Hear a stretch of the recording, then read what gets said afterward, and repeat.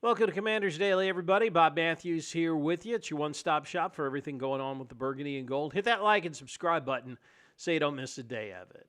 Commanders back at Ashburn on Wednesday, first day of practice as they start getting ready for Atlanta. We will start with the injury situation to the two most probably important players on the offensive side of the ball, and that is Jaden Daniels and Terry McLaurin. So let's start with Jaden. Dan Quinn obviously not giving us a whole lot, as you would expect him not to, saying that Jaden is still, quote unquote, hitting all the marks and going through the return to play process and all that good stuff.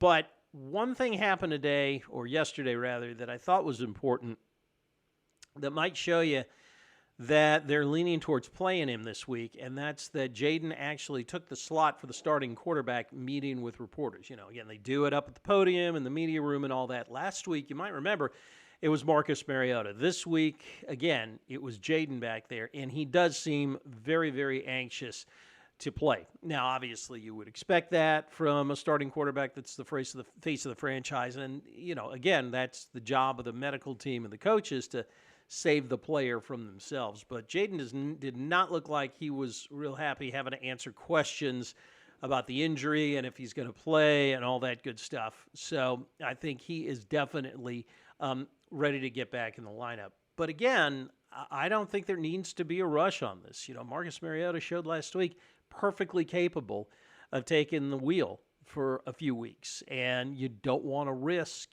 further injury. But again, with all of the medical technology they've got, if they say that the sprain is completely healed and he's ready to go, they're going to put him out there, obviously. So at this point, I'm kind of thinking they're leaning towards playing Jaden on Sunday, which, again, if he's healthy, obviously is the right way to go because it makes the Commanders a prohibitive favorite for winning the game. All right, some of the guys that stepped up, when other guys got injured last week after looking at the tape.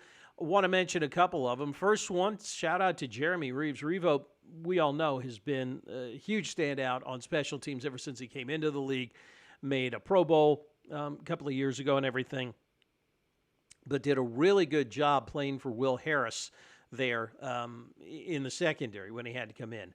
Coverage-wise, he was a little shaky, but tackling-wise and against the run, fantastic, so he can definitely play that box safety role if they need him to.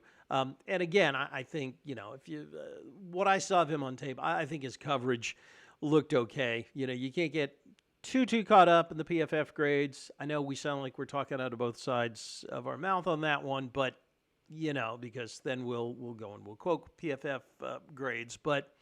Reeves looked really good, I thought, in the backfield. And with Will Harris out now for maybe the entire season, certainly for a hugely long period of time, I don't think they're going to miss a whole lot. I don't think there's going to be a huge drop-off there, thanks to what we saw with Revo last week. A couple other guys that stood out on tape when we looked at it, tight end Ben Sinnott and wide receiver Luke McCaffrey. Obviously, McCaffrey's the one that, you would say, well, yeah, duh. He had a 42-yard touchdown reception, but really ran good routes as well, which is something that we saw last year too. A lot of times he's running those routes on the backside of the play. He's not the first or second look for quarterback, but he's getting separation between him and the defensive backs. So, the fact that his stats have been, somewhat quiet, I don't think tells the whole story there. And if Terry is out for any period of time, whether it's just 1 week or a couple of weeks, and I'm not saying that Luke McCaffrey can pick up the entire slack and become another Terry McLaurin, but they may have a little bit of wiggle room there when it comes to managing injuries with depth.